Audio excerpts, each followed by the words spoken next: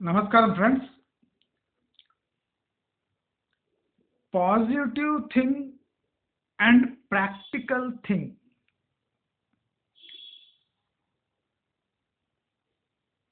Practical thing positive కాకపోతుండొచ్చు.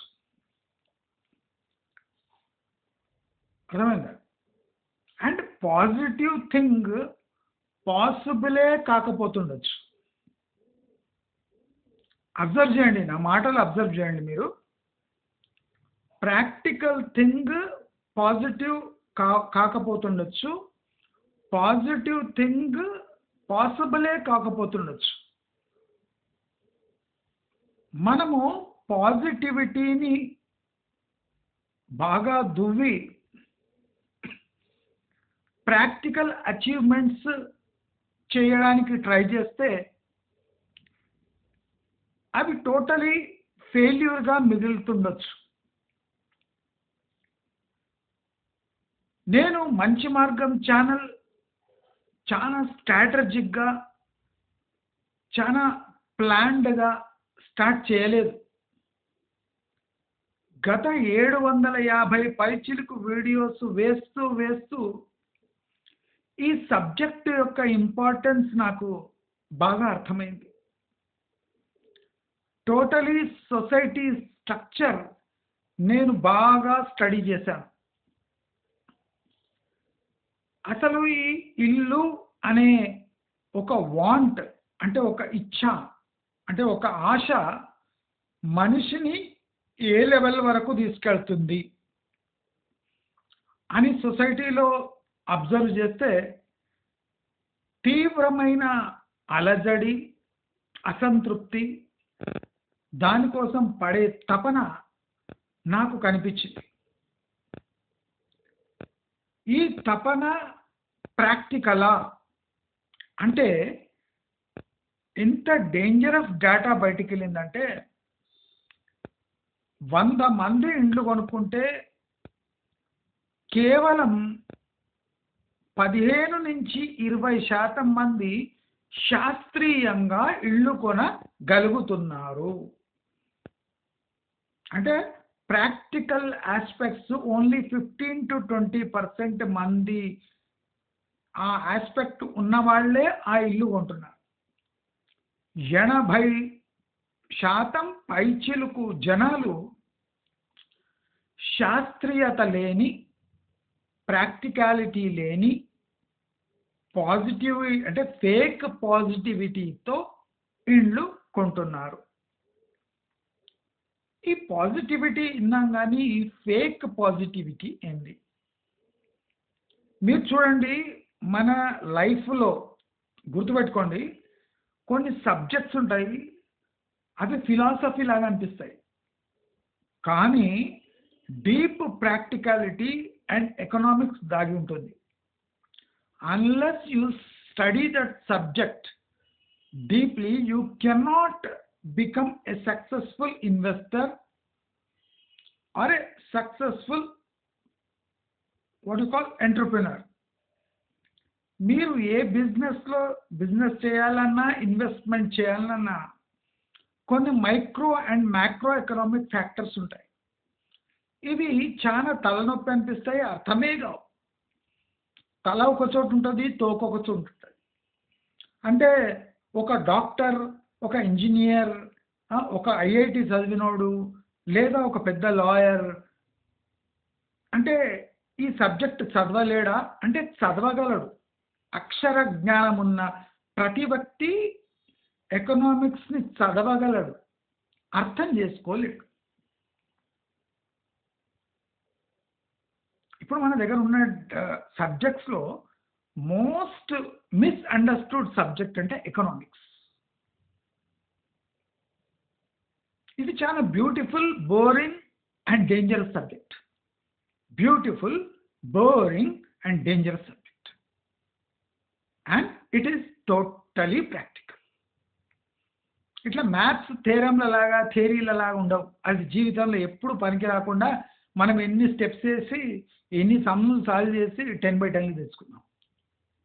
అంటే నేను కాదు, చాలామంది. ఈ జీవితంలో ఎప్పుడు ఆ స్టెప్స్ రావు, ఆ ప్రాబ్లమే రాదు, సొల్యూషన్ మనమే చేయాలి. కానీ ఎకనామిక్స్ ఒక సంటి బిడ్డ పుట్టినప్పటి నుంచి ఈ ఎకనామిక్స్ అనేది మన జీవితంలో ఒక భాగం ఉంటుంది. అది ఎవ్వడు స్టడీ చేయడు. చాలా intelligent, educated doctors, engineers, top technicians, bureaucrats, police officers, IAS officers, బాగా పెద్ద పదవుల్లో ఉండి బాగా లీగల్ టర్మ్స్ తెలిసిన వాళ్ళు కూడా ఇన్వెస్ట్మెంట్ వచ్చేసరికి పప్పులో కాలేస్తారు. That is the beauty of economics. చాలా మంది ఇష్టపడని చాలా ఇంపార్టెంట్ అయిన సబ్జెక్ట్ ఎకనామిక్స్. మంచి మార్గం ఛానల్లో నేను ప్రామాణికతతో ప్రతి ఒక్క వీడియో చేశాను. ఇప్పుడు మంచి మార్గం ఛానల్ తెలుగు రియల్ ఎస్టేట్ ఛానల్లో నంబర్ 1 ఛానల్. ప్రాక్టికల్ చూస్తే, ఎకనామిక్స్ వైజ్ చూస్తే it is the most practical and feasible channel. నేను ఎప్పుడు ఫేక్ సబ్స్క్రైబర్ సంపాదించలేదు, ఫేక్ వ్యూస్ కోసం తపన పడలేదు. నాకు మనసులో వచ్చింది, నాకు రాత్రి ఆలోచన వస్తే పొద్దున వీడియో చేసి మధ్యాహ్నానికల్లా లోడ్ చేసేస్తాను. నేను స్క్రిప్ట్ చదవను, ఎందుకంటే సబ్జెక్ట్ మీద పట్టుంది, నా మీద నాకు భరోసా ఉంది కనుక నేను స్క్రిప్టులు చదవను. పేస్ ఆఫ్ చెప్పడం సేమ్ మెయింటైన్ చేస్తున్నా. వేలాది సబ్స్క్రైబర్లు మొత్తుకుంటున్నా నేను నా పేస్ ఇంక్రీజ్ చేయలేదు, ఎందుకంటే నా తత్వం అది. చేపని గాలిలో ఎగరడం ఎంత కష్టమో నేను కూడా స్క్రిప్ట్ చూసి చెప్పడం అన్యాయం. సబ్జెక్ట్ మీద పట్టున్నప్పుడు, నా మీద నాకు కాన్ఫిడెన్స్ ఉన్నప్పుడు, ప్రజలకు ఇది బాగా అవసరం ఉంటుంది అని చెప్పినప్పుడు పేస్ తగ్గించి మెల్లగా అందరికీ అర్థమయ్యే దాంట్లో చెప్పడంలో ఏం తప్పులే. సబ్స్క్రైబర్స్ తగ్గుతుండొచ్చు. ఇప్పుడు మనం ప్రాక్టికల్గా ఇప్పుడు హైదరాబాద్లో సిచ్యువేషన్ ఎలా ఉంది కదా, అది చూస్తే మంచి మార్గం సబ్స్క్రైబర్స్ గర్వపడతారు. నా ఛానల్ కనిపించిందని, నా ఛానల్లో సబ్స్క్రైబ్ చేసుకున్నారని గ్యారంటీగా గర్వపడతారు. నేను ఈ మంచి మార్గమే కాకుండా ట్రై మై టీవీ అనేది జర్నలిస్ట్ అంటే జర్నలిజంలో హై స్టాండర్డ్ న్యూస్ అంటే మెత్తగా అన్నము అంత కలిపి నోట్లో కుక్కినట్టు, ఇలా అవుతుందా, ఇలా అయ్యిందా, అది కాదు, లాజికల్ ఎక్స్ప్లెనేషన్తోని ఈ సిచ్యువేషన్ ఎందుకు వచ్చింది అని న్యూస్ ప్లాన్ చేస్తున్నా. మీరు ఒకటి గుర్తుపెట్టుకోవాలి, ప్రతి ఒక్కటి నేను వన్ మ్యాన్. నాకు ఎవరు ఎడిట్ చేయరు, ఎవరు లోడ్ చేయరు, ఎవరు హెల్ప్ చేయరు, ఎవరు స్క్రిప్ట్ రాయరు. అర్థమైందా? ఆన్ చేయరు, ఆఫ్ చేయరు, లైటు నేనే వేసుకోవాలి, రోజంతా ఆలోచించాలి, ఒకసారి రాత్రి నిద్ర పట్టదు. ఆ సబ్జెక్ట్ గురించి ఆలోచించి నేనే లోడ్ చేయాలి, నేనే సబ్ టైటిల్స్ రాయాలి, నేనే చేయాలి.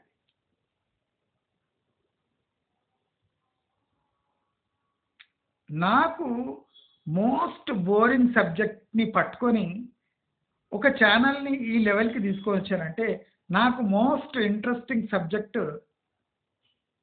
నేను ఆ ఛానల్ని ఎలా డిజైన్ చేస్తాననుకుంటున్నాను. Try my TV. I want to make this channel one of the most sought after channels in Telangana and Andhra. నా అంబిషన్ అది. By next year try my TV should be something అంటే 10 మంది ఆదరించే ఛానల్గా మారాలి. మీరు నాకు observe చేస్తుంటే నేను ఛానల్ స్టార్ట్ అయినప్పటి నుంచి ఏ పంతా ఎంచుకున్నానో దాని మీదే నిలబడి కాన్స్టెంట్గా పోరాడుతున్నా. నా న్యూస్ చాలా చోట్ల అనుకోని చోట్ల కూడా చేరింది. చాలా మంది అప్రిషియేట్ చేయరు, కొంతమంది నా నా ఛానల్నే కాపీ చేసుకుంటున్నారు. No problem.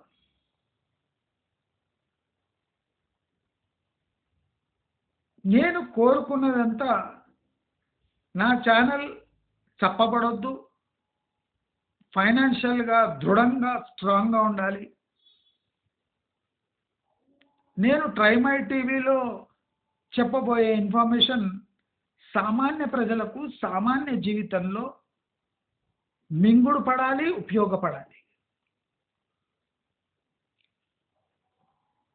మంచి మార్గం ఎలాగో ఒక బలమైన ఛానల్గా ఎదుగుతుంది. దాన్ని ఎలా తీసుకోపోవాలనో నాకు బాగా ఐడియా ఉంది. నా ప్రాబ్లం ఎలా ఇప్పుడు ట్రైమై టీవీ అదొక బ్యూటిఫుల్ ప్లాట్ఫామ్. బట్ నాకున్న వెసులుబాటు చాలా తక్కువ. నేను అవుట్ అండ్ అవుట్ ప్రొఫెషనల్గా అంటే కెమెరా పట్టుకొని ఊగుకుంటూ కూర్చోలే. నాకు ఇన్వెస్ట్ చేయడానికి ఫండ్స్ ఉన్నాయి, ప్రైవేట్ ఫండ్ మేనేజ్ చేయాలి, ఇంటి పనులు చూసుకోవాలి, బయట హోంవర్క్ చేయాలి, అంటే స్టడీ చేయాలని. అంటే ఆ బ్రెయిన్కి ఎంత ప్రెషర్ పడుతుందంటే ఎప్పుడు మనకు సంబంధం లేని సబ్జెక్టు అంటే అలవోకగా అక్కడిక్కడ చూసి కట్ కాపీ పేస్ట్ చేయడం చాలా ఈజీ. బట్ ఒక సబ్జెక్ట్ గురించి ప్రాక్టికాలిటీ స్టడీ చేసి సబ్స్క్రైబర్స్ అర్థం కాకపోయినా, కోపం వస్తున్నా, పిచ్చికి లేస్తున్నా వాళ్లకు ఆ సబ్జెక్ట్ గురించి అర్థం చేపించి మింగుడు పడేటట్టు చేయాలి అంటే చాలా కష్టం. నేను 700 వీడియోల్లో నియర్లీ 2,40,000 గంటల ఇది వాచ్ టైం అయిపోయిందండి. అది ప్రాక్టికల్లీ రికార్డ్. అంటే ఈ రియల్ ఎస్టేట్ ఛానల్, ఏ ముచ్చట్ల ఛానల్, అమ్మలక్కల ఛానళ్ళలో మస్తు వస్తాయి, కానీ సీరియల్ ఛానళ్ళలో ఈ ప్రాక్టికల్ ఆస్పెక్ట్ రియల్ ఎస్టేట్ ఛానల్లో ఇది రికార్డే అనుకోవాలి. 2,40,000 వాచ్ అవర్స్ అచీవ్ చేసింది. 21 లక్షల వాచ్ టైం, అది వ్యూస్, 21 lakh వ్యూస్తోని nearly 2.5 lakh hours watch time. భయంకరమైన వాచ్ టైం.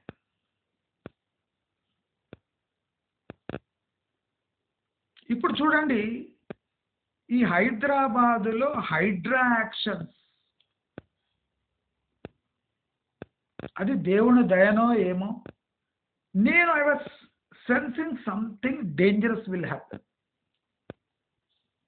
నేను సెన్స్ చేసిన కన్నా 10 times ఎక్కువ డేంజరస్ ఉంది ఇప్పుడు యాక్షన్స్. నేను ఏమో ఒకటి సెన్స్ చేసిన, due to some political compulsions, some other thing, ఇక్కడ హైదరాబాద్ రియల్ ఎస్టేట్ అలజడికి గురవుతుంది అని 100% ఫెయిత్ ఉన్నాయి.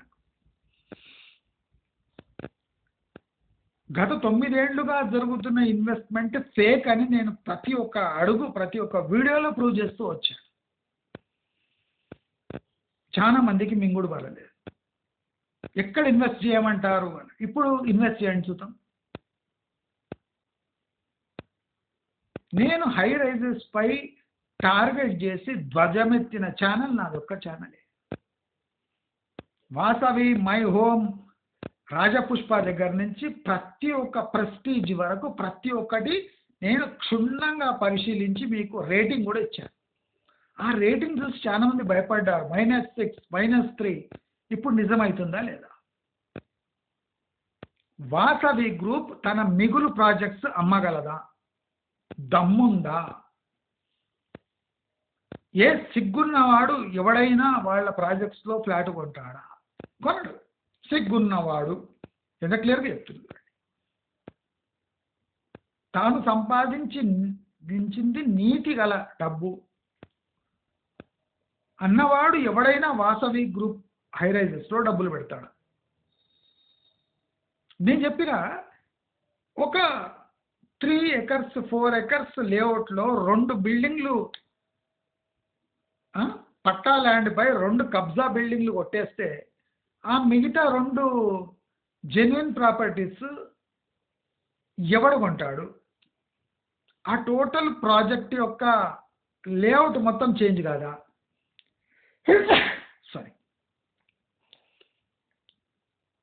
4 ఎకరాలలో 2 ఎకరాలు గవర్నమెంట్ వాపస్ తీసుకుంటే FTL బఫర్ జోన్గా ఒక కంచె వేస్తే ఈ 2 బిల్డింగ్ల యొక్క parking capacity, free space, swimming pool అంటే అమ్యూనిటీస్ మొత్తం ఎఫెక్ట్ అయిపోయా.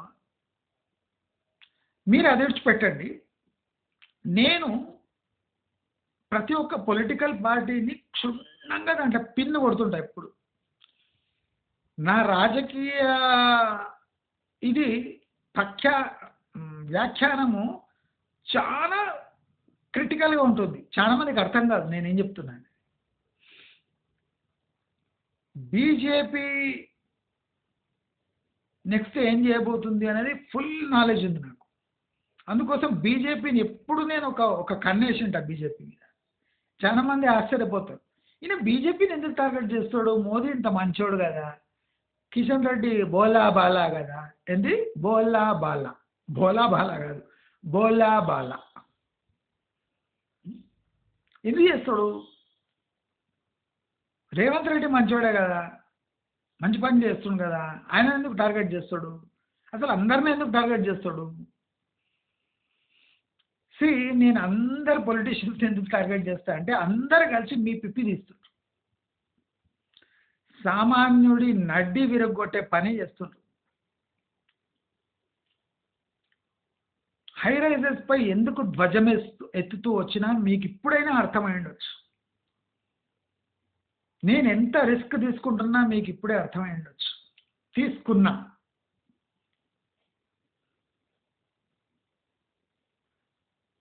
ఎవడో ఎత్తని పాయింట్ ప్రజల కోసం ఎత్తి నా నెత్తిని మీద ముళ్ళ కిరీటం పెట్టుకొని గత సంవత్సరంన్నరగా బతుకుతున్నాను.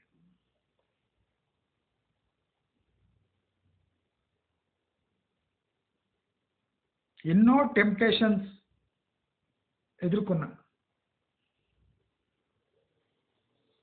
ప్రాక్టికల్గా చెప్పండి, మీ లక్షల డబ్బులు మిగిలినాయి కదా, కోట్లలో కూడా మిగిలిండొచ్చు. నా వీడియో చూడటం వల్ల మీకు లక్షల కోట్ల డబ్బులు మిగిలినాయి. It is the most outstanding achievement of any channel which has proven itself by saving crores of rupees of the investors' money who have become subscribers of that channel, of this channel. Subscriber రూపంలో మీరు చేరిండొచ్చు, కానీ దాని విలువ మీ మనసుకు తెలుసు. నేను అందుకోసం ప్రతి దాంట్లో చెప్తా, నేను ఎంత మొత్తుకున్నా జీరో. ఎవడు అనుభవించుంటాడో తినింటాడు, ఎవడు ఆస్వాదించుంటాడు, ఎవడు జాగ్రత్త పడి ఉంటాడో, ఎవడు ఆలోచించుంటాడో, ఎవడు నా వీడియో చూసింటాడు, వాళ్ళకే, వాళ్ళ ఆత్మకే నిజం తెలుసు. మంచి మార్గం వాళ్ళ జీవితంలో ఎంత ముఖ్యమైన పాత్ర పోషించిందో. నేను హై రైజెస్ పై చెప్పినప్పుడు నాపై రెరా HMDA అని బ్రహ్మాస్త్రాలతో విరుచుకుపడ్డాడు. రెరా అంటే ఉట్టిగానే అప్రూవల్ ఇస్తుందా? అర్థమైందా? FTL వాళ్లకు బ్యాంక్ లోన్స్ వచ్చినాయి. ICICI bank cleared project, recommended project, SBI recommended project. SBI Vasavi LB Nagar ప్రాజెక్ట్ని స్పాన్సర్ చేస్తుంది. ఎంత డేంజరస్ చూడండి. SBIకి హోష్ లేదు, అది ఏం చేస్తుంది అన్నట్టు. వాసవి ఆనంద నిలయం LB Nagar most polluted project. వేరేవి కబ్జా ఉండొచ్చు, ఇది మోస్ట్ పొల్యూటెడ్ జోన్లో ఉన్న ప్రాజెక్ట్. ఆ ప్రాజెక్ట్ కంప్లీట్ అయితే 8,500 నుంచి 12,000 మంది ఆ ఒక్క ప్రాజెక్ట్ ఉంటారు. వాటర్ అవైలబిలిటీ 1600 ఫీట్స్ పోయినా వాటర్ పడదు. పడితే పసుపచ్చ వాటర్ వస్తుంది. మరి 8,500 మంది టు 12,000 మంది ఆ ప్రాజెక్ట్లో ఉంటే వాళ్లకు కడుక్కోవడానికి కూడా నీళ్లు ఎల్లో కలర్ నీళ్లు వస్తాయి. తాగడం పక్కకు పెట్టండి. మరి ఇలాంటి highly dangerous and which will endanger the human లైఫ్కి ఎస్బీఐ ఎట్లా లోన్స్ ఇస్తుంది? నేను ఇలాంటివి వాసవి ఆనంద నిలయం పై ఫస్ట్ పొల్యూటెడ్ రిలేటెడ్ వీడియో వేసింది నేను. ఎవ్వడు ఊసలేదు. ఆనంద నిలయం ఏం ప్రాజెక్టు ఎల్బిఐ అది మెట్రోకి దగ్గరలో అని వాడు. నేను అసలు వాసవి ఆనంద నిలయంలో తీసుకునే కన్నా అక్కడ తీసుకుంటే ఏమవుతుంది, అక్కడ 3 బెడ్రూమ్ తీసుకునే కన్నా బయట 2 బెడ్రూమ్లు 2 ఫ్లాట్లు వస్తాయని లెక్కలతో సహా చెప్పిన. నాన్ పొల్యూటింగ్ జోన్లో 2 డబుల్ బెడ్రూమ్ వస్తుంది అదే ఏరియాలో, 2. అక్కడ ఓన్లీ 1 ట్రిపుల్ బెడ్రూమ్ వస్తుంది మోస్ట్ పొల్యూటెడ్ జోన్లో.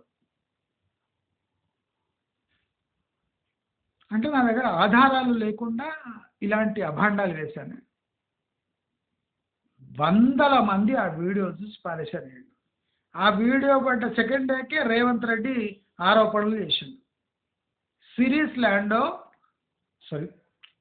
ల్యాండ్లో వాసవి ఆనంద నిలయం ఎట్లా కట్టింది? సిరీస్ ల్యాండ్లో మోస్ట్ పొల్యూటెడ్ అని 2 డేస్ అయినాక రేవంత్ రెడ్డి ఇప్పుడు నేను కోకొల్ల వీడియోలో ఎవిడెన్స్ ఇస్తాను. నేను లాంచ్ చేసిన వీడియో తర్వాత 3 or 4 డేస్కి పొలిటికల్ పార్టీస్ అవే అజెండా పట్టుకొని ముందుకు పోయి. అంటే నేను గ్రేట్ అని చెప్తలేదు, నేను మహానుభావుడిని అని చెప్తలేదు. నాకు అందుతున్నది బ్యూటిఫుల్ ఇన్ఫర్మేషన్, పక్కా సమాచారం. మీరు నా 950 వీడియోస్ చూసుకోండి.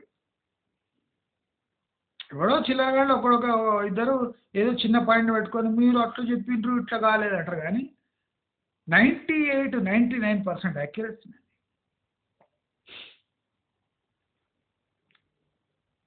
4 టవర్లు ఉన్నాయి, 2 టవర్లు పడేస్తే మిగతా 2 టవర్లు ఎవడగొంటాడు?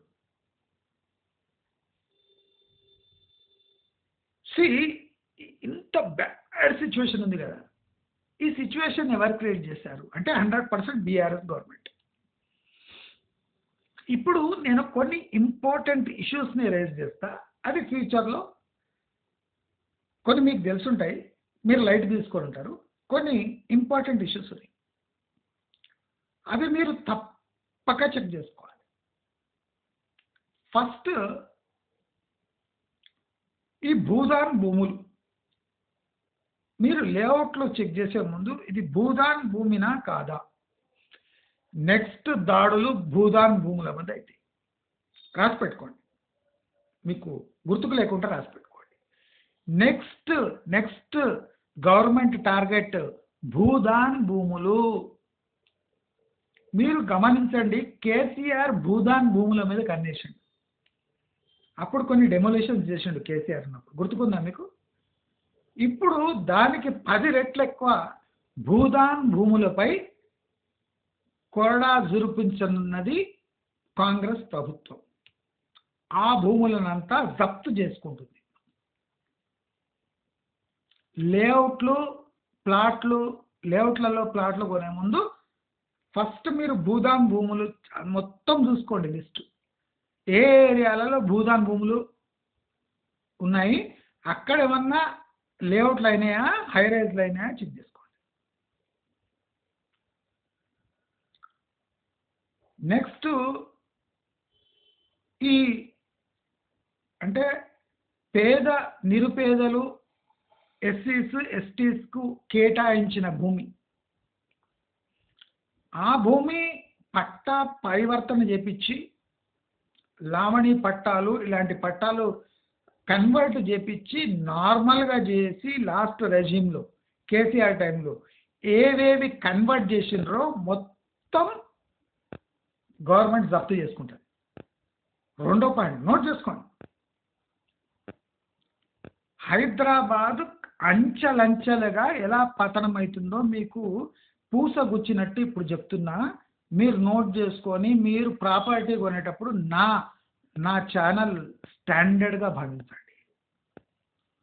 కాబోయే దాడులు ఎఫ్టిఎల్ బఫర్ జోన్ తర్వాత ఇప్పుడు రాబోయే పెను మార్పులు ఈ ఏరియాస్ వస్తాయి.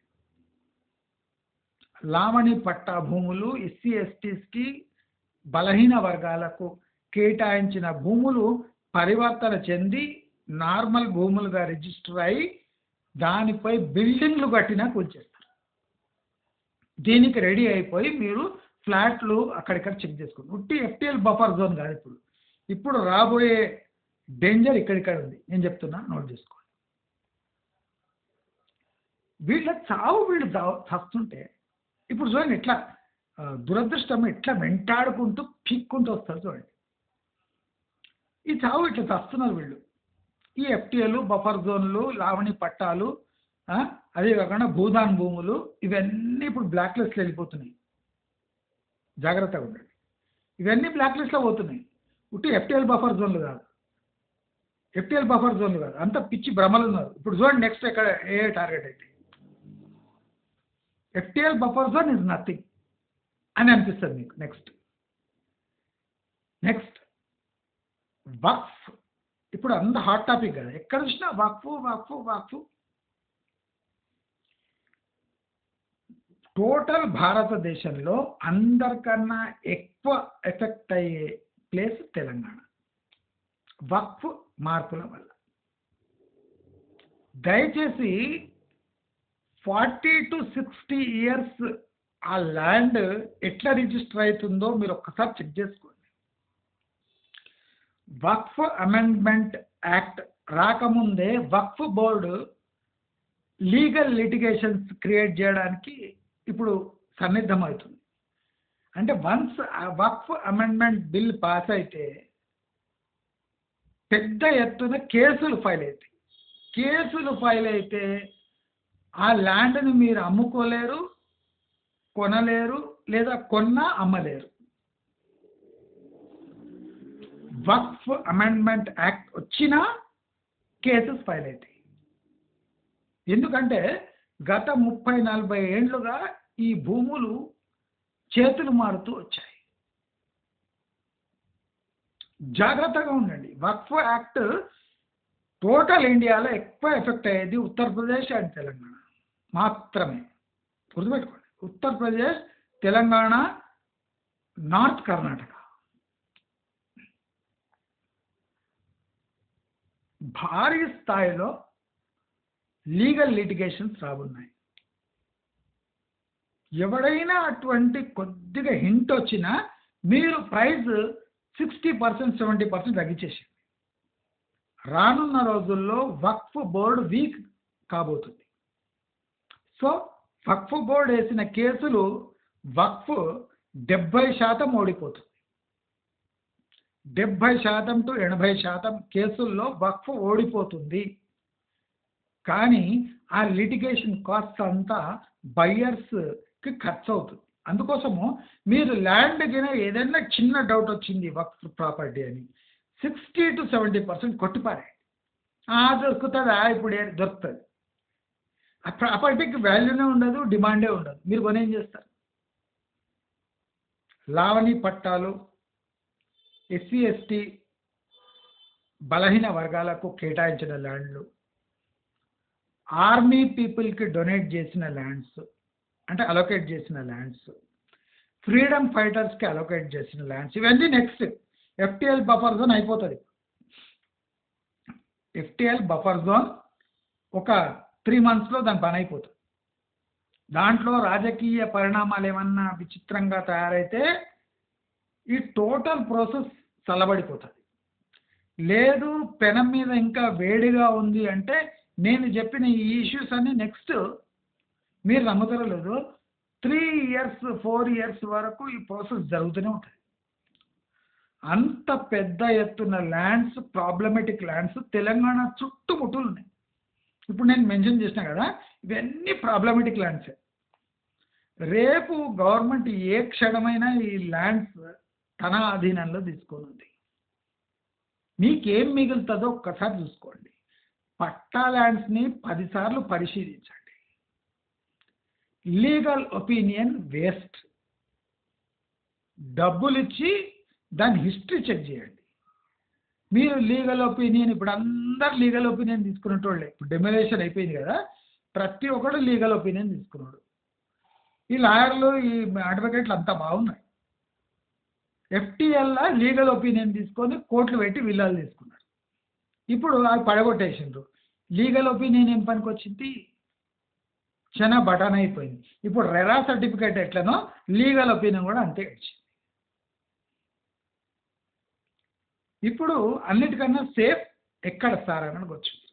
నేను ఎప్పటి నుంచో చెప్తున్నాను, అగ్రికల్చర్ ల్యాండ్స్పై కన్నేయండి. మంచి మార్గం అద్భుతమైన విషయాలు మీకు చెప్తుంది. మీకే బాగా తెలివి ఉన్నట్టు, బాగా ఇది ఉన్నట్టు ఏదో ఫీల్ అయిపోయి అగ్రికల్చర్ చేయలేం కదా సార్. మీరు అన్ని ఇప్పుడు ప్లాట్లో పోయి ఏం బీకుతున్నారు మీరు? అలాగే అగ్రికల్చర్ ల్యాండ్స్లో కూడా మీరు ఏం బీకే అవసరం లేదు, కొని పెట్టుకోండి.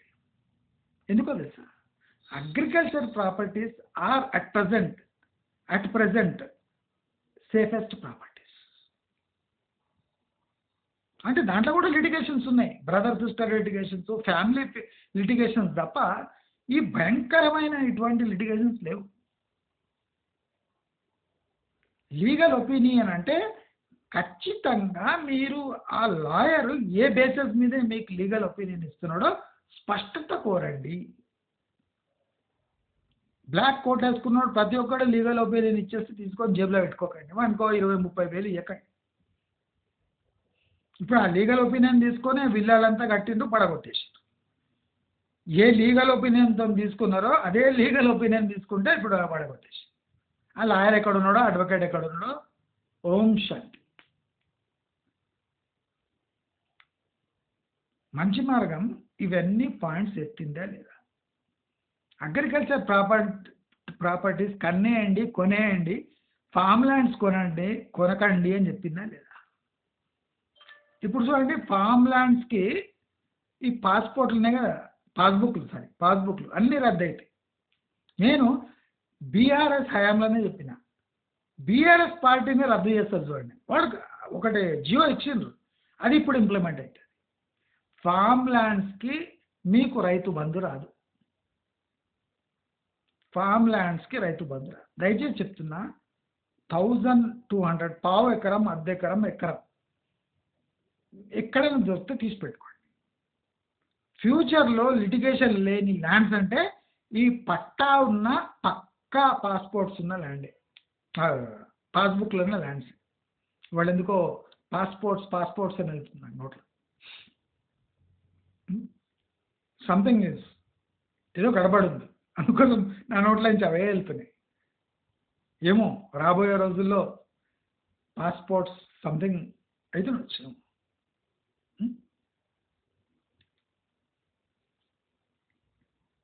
నేను చెప్పదలుచుకుంది ఒకటే, చాలా తక్కువ మంది మంచి మార్గం చూసుంటారు.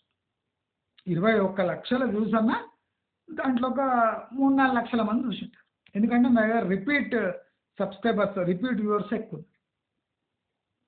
నేను చెప్పదలుచుకున్నామంటే, మీకు తెలిసిన వాళ్ళని ఎడ్యుకేట్ చేయండి, నా ఛానల్ని బలపరచండి. నేను అనవసరంగా మొత్తుకుంటలేను, నా అంబిషన్స్ చాలా పక్కాగా ఉన్నాయి. నా న్యూస్ మీరు విన్నారంటే అంటే నేను చదివిన న్యూసే, దాన్ని నేను ఎట్లా ప్రాసెస్ చేస్తూ చూడండి. నేను అంత చదివిన న్యూసే. ఇప్పుడు నాకు రిపోర్టర్స్ లేరు, నేను పోయి అక్కడ ఫీల్డ్ సర్వే చేయను. నేను ఒక న్యూస్ని ఎట్లా ప్రాసెస్ చేస్తా మీరు చూడండి. మళ్ళీ బోర్ కొడుతుంది అనద్దు. ఒక న్యూస్ని ప్రాసెస్ చేస్తే మన జీవితంలో మనం ఎట్లా వాడుకోవచ్చు. నేను బ్యాంక్స్లో డబ్బులు పెట్టకండి అని చెప్తున్నాను. ఎప్పటి నుంచి చెప్తున్నా? సంవత్సరం కాలం నుంచి చెప్తున్నా. ఇప్పుడు అందరు అదే సబ్జెక్ట్ని పిక్ చేసుకొని బ్యాంకుల దగ్గర డబ్బులు మాయం, డిపాజిట్లు వస్తలేవు. నేను సంవత్సరం వెనక చెప్పేసిన అలవోక ఒరే వద్దు, డబ్బులు తీసేయండి బ్యాంకుల నుంచి, బయట తిప్పుకోండి, చిన్న బిజినెస్లు చేసుకోండి, డైలీ 0.5%, 1% వచ్చిన దాని మంత్లీ 15% జనరేట్ అవుతుంది.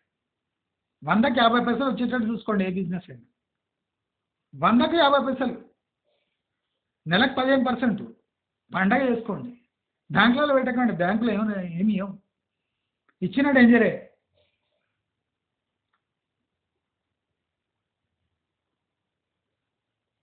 నేను ఒకటి స్పష్టంగా చెప్తున్నా, సౌత్లో ఉన్న బ్యాంక్స్ చాలా డేంజరస్ సిచ్యువేషన్లు ఉన్నాయి.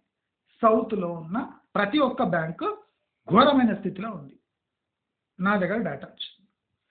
ఎక్కువ డబ్బులు ఎక్కడైనా ఒకటే బ్యాంకులా పోగేస్తే క్లియర్ తీసి ఏం చేయాలి నేను చెప్తా, అదే చేయండి. మీరు షార్ట్ టర్మ్ ఎఫ్డీస్ వేరే వేరే బ్యాంకులలో ఎఫ్డీస్ చేసేయండి. మీ దగ్గర ఉన్న క్యాష్ని జిఎస్టీ పడ్డా ఒక 20% గోల్డ్ కొనేయండి. గోల్డ్ పడ్డా పర్వాలేదు. మీ దగ్గర ఉన్న క్యాష్ ఒక ₹1,00,00,000 క్యాష్ ఉందంటే ఒక 15 to 20% గోల్డ్ కొని పారేయండి. నేను ఎప్పుడు గోల్డ్ కొనమని చెప్పా, బిస్కెట్లు కొనండి. ఆయనతో మీరు పెండ్లం బిడ్డలకు గొలుసులు చేపించే రింగులు చేపించారు, అది కాదు, ఇన్వెస్ట్మెంట్ కోసం 15-20% ఫర్ సేఫ్టీ. రేపు బ్యాంకులు కొన్ని మునగబోతున్నాయి. నేను బ్యాంకు పేరు తీసుకుంటలేను, సారీ, బ్యాంకు పేరు నేను తీసుకుంటలేను.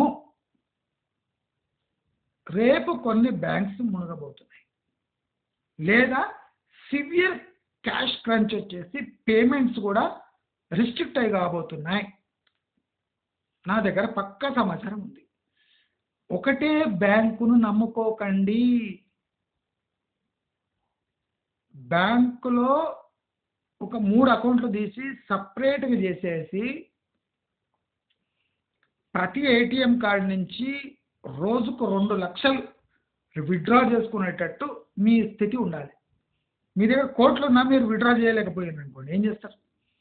3 డిఫరెంట్ బ్యాంకులలో మీరు రోజుకు 2 లక్షలు తీసే ఫెసిలిటీ ఉండాలి. నేను చాలా ప్లాన్డ్గా మీకోసం చెప్తున్నా. ఆషామాషిగా లైట్గా తీసుకోకండి. ఇవాళ నుంచి ఆ పని చేయండి. ఇవాళ నుంచి మీ దగ్గర ₹1,00,00,000 ఉంటే 15 లక్షలు minimum, 10 to 12 lakhs to 15 lakhs. మీకు బాగా అనిపిస్తే 20 లక్షలు గోల్డ్ కొని పారేసి విత్ జిఎస్టీ. టైం అట్లా వచ్చేసింది, నేనేం మాట్లాడాను, జాగ్రత్త. 24 క్యారెట్ బిస్కెట్లు కొనండి, లేదా కాయిన్లు కొనండి. హాల్ మార్క్ పక్క హాల్ మార్క్ ఉన్న ప్రామాణికత ఉన్న 24 క్యారెట్ గోల్డ్ కొనిపారేయండి విత్ జిఎస్టీ. రాబోయే రోజులు మీకు 7 చెరువులు నీళ్లు రాపిచ్చే ఛాన్సెస్ ఉన్నాయి. దయచేసి నేను చెప్పిన విజ్ఞప్తి మళ్ళీ వినండి. మీ ఒక్క బ్యాంకును 3 బ్యాంకులుగా మార్చి ఒక 30 to 40% క్యాష్ హోల్డ్ చేసి మిగతా క్యాష్ మొత్తం gold fixed deposit, short term fixed deposit అంటే 1 year, 6 months ఇట్లా ఎఫ్డీలో పెట్టేయండి. హయ్యర్ రేట్ ఇంట్రెస్ట్ వస్తుంది. ఆ మిగతా 40% బ్యాంక్లో సేవింగ్స్లో ఏ క్యాష్ ఉందో అది న్యూట్రలైజ్ అవుతుంటుంది. గోల్డ్ సేఫ్గా ఉంటుంది. గోల్డ్ని ఎవ్వరు టచ్ చేయలేరు. గోల్డ్ లాకర్లో అంటే మీకు అయితే బయట పెట్టుకోండి, లేకపోతే లాకర్స్లో పెట్టుకోండి. చాలా జాగ్రత్తగా ఉండండి. నేను ఇప్పుడు కూడా చెప్తున్నా, వెస్ట్ హైదరాబాదులో ఏదైనా ప్రాపర్టీ ఉంటే ఎవడైనా బకరా దొరికితే అమ్మి పారేయండి.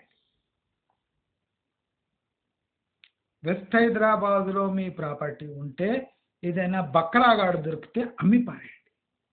వాడు ఒక 5% డిస్కౌంట్ అడిగినా అమ్మేసేయండి. ఈ వార్నింగ్ కొన్ని రోజుల్లోనే నిజం కాబోతుంది. టోటల్ 3 to 4 years వరకు హైదరాబాదు భయంకరంగా వాల్యూ వైజ్ పతనం కాబోతుంది. వేలాది కేసులు పడబోతున్నాయి. నేను మొన్న చెప్పిన, మీరు మీ ప్రాపర్టీ పోతుంటే ఏం చేయాలి? ఒక కేసు అక్కడ వేయండి, ఒక కేసు హెచ్ఎండిఏ దాని అప్రూవ్డ్ ఏజెన్సీ, ఒక కేసు బ్యాంకు మీద వేయండి, ఒక కేసు బిల్డర్. ఇప్పుడు చూడండి హైడ్రా అదే చెప్తుంది, సివిల్ సూట్స్ వేయండి, ఇండివిజువల్గా వేయండి. హైడ్రా ఏం చెప్పింది, నేను చెప్పిన తర్వాత చూడండి. హైడ్రా రంగనాథ్ ఏం చెప్పింది చూడండి.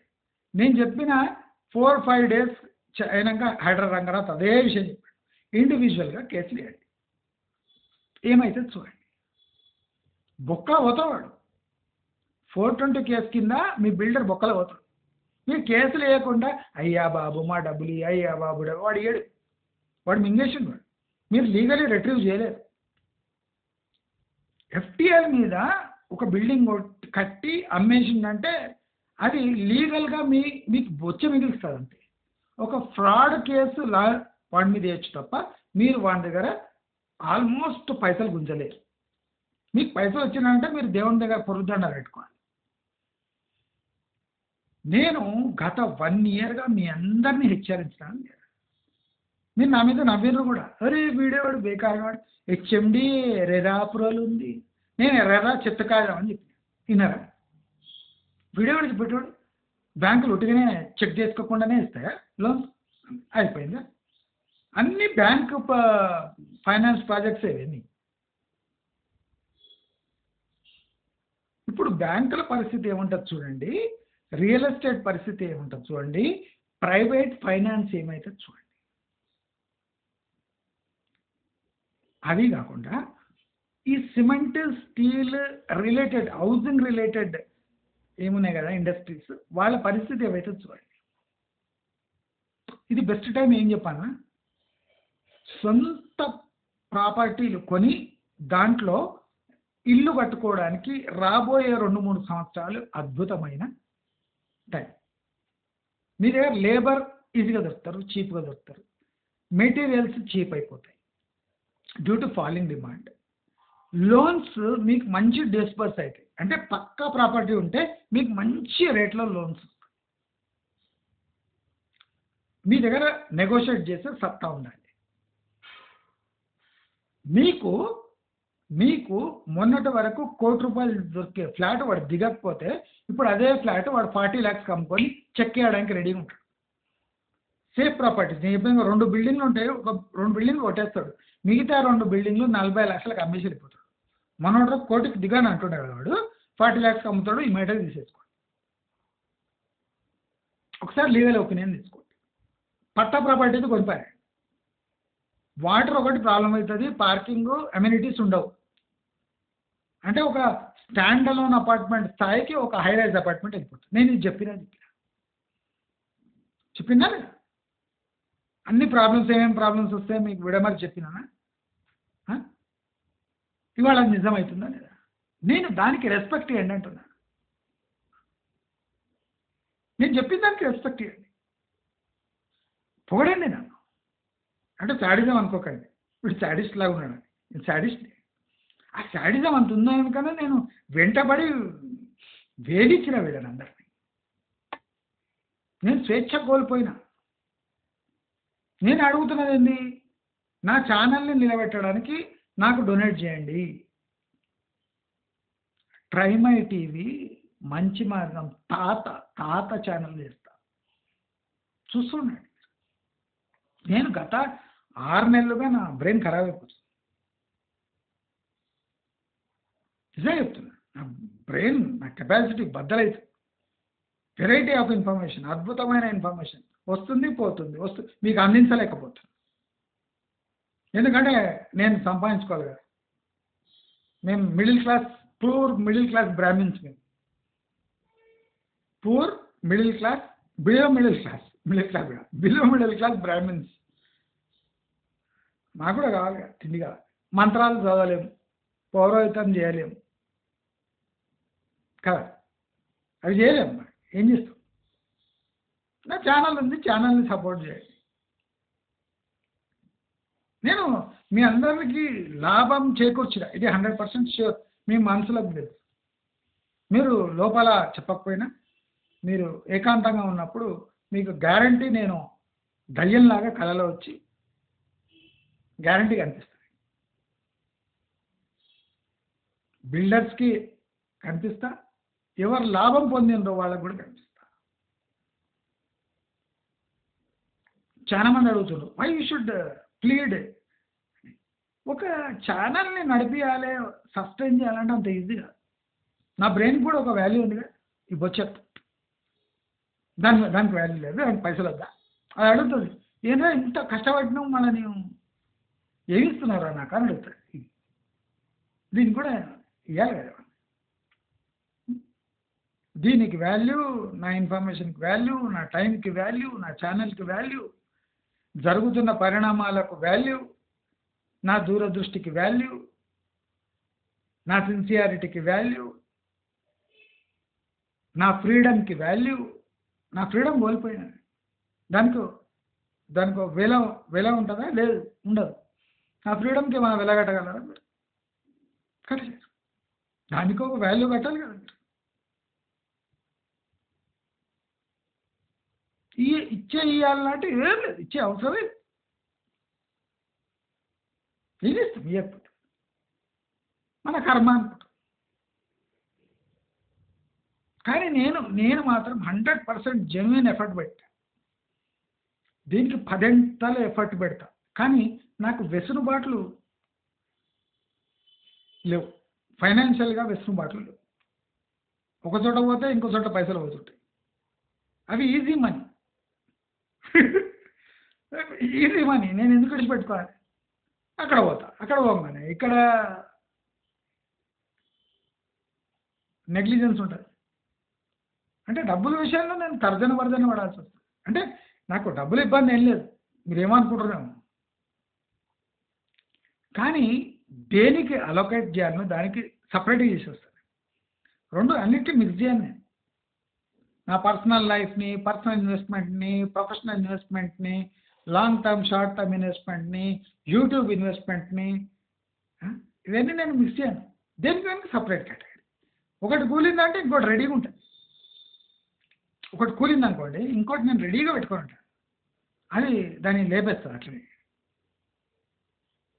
దయచేసి నేను ప్రాసెస్ చేసిన ఇన్ఫర్మేషన్కి రెస్పెక్ట్ ఇవ్వండి. ఫ్యూచర్లో మీ కండ్లు బయర్లు కనిపే ఇన్ఫర్మేషను నేను తెలుగులో మామూలుగా చెప్తాను. నేను ఇప్పుడు చెప్పిన కదా, ఏ బ్యాంకులు మునిగిపోతాయి జాగ్రత్తగా ఉండండి అని, నేను అంతవరకు చెప్పగలను. ఇప్పుడే తక్షణమే మీ ఒక అకౌంట్ని 3 అకౌంట్లుగా మార్చుకొని మీ టోటల్ డబ్బుని డివైడ్ చేసుకొని 15-20% గోల్డ్లో పెట్టేసేయండి, మిగతా 40% ఎఫ్డీలో పెట్టేయండి, ఒక 30% 40% క్యాష్లో ఉంచుకోండి రొటేషన్ కోసం, అంటే మీ డైలీ లైఫ్ కోసం. దయచేసి పని వాళ్ళ నుంచే చేయండి. అయినన్ని ఎక్కువ అకౌంట్స్ తీయండి. మీ ఇంట్లో సభ్యులు ఉంటే అందరి పేరున ఒక్కొక్క అకౌంట్ తీయండి, ప్లాన్లు తీయండి, ప్రిపేర్ అయిపోండి. రాబోయే ఇన్ఫర్మేషన్ మిమ్మల్ని టోటల్గా డిస్టర్బ్ చేస్తుంది, మీ లైఫ్ షేక్ చేసి పారుస్తుంది. అలాంటి వస్తున్నాయి. నేను అందుకోసం 1 ఇయర్గా మిమ్మల్ని ప్రిపేర్ చేస్తున్నా మెంటలీ. మీకు ఆ సోయి లేకుండా వచ్చు, మీరు లైట్గా తీసుకుండొచ్చు. లైట్గా తీసుకోకండి, నాశనం అయిపోతారు. ఎవడన్నా అట్లా అంటాడా అంటారు. నేను అందుకోసమే నేను నా ఛానల్ని హెల్ప్ చేయండి అని చెప్తాను.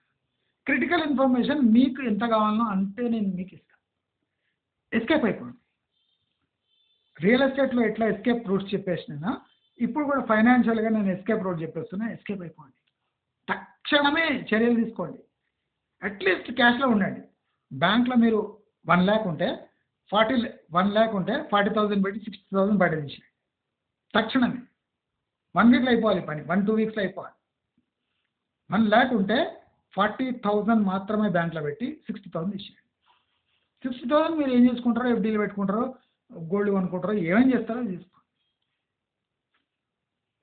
బయట తీసినాం కాదంటే ప్రైవేట్ అప్పులకి ఎక్కండి. రాబోయే టైం ఎట్లా వస్తుందంటే ఎవడు అప్పులు తీసుకునేటోడు తీర్చాడు. ఇది కూడా రాసి పెట్టుకోండి. దయచేసి నేను చెప్పిన పాయింట్ తక్షణమే అమల్లోకి తేండి. I'm requesting you. ఇదంతా ఒక 15-20 1 month మ్యాక్సిమంలో అయిపోవాలి. మీకు కావాల్సి ఒక డిమాట్ తీసి పెట్టుకోండి. నేను ఎందుకు తీసుకోవాలంటే మీ షేర్లు ఎవడు ఏం టచ్ చేయలేడు. దాని వాల్యూ తగ్గుతుండొచ్చు, కానీ మీ నుంచి షేర్స్ ఎవరు గుంజుకోలేరు. అంత గట్టి లీగల్ ప్రొవిజన్ ఉంది. డీమ్యాట్లో బ్యాంకులలో డబ్బులు ఉండవు కానీ డీమ్యాట్లో షేర్స్ ఉంటాయి. దాని వాల్యూ తగ్గిపోతుందేమో కానీ ఎన్నటికైనా ఆ వాల్యూ మళ్ళీ మీకు దక్కుతుంది.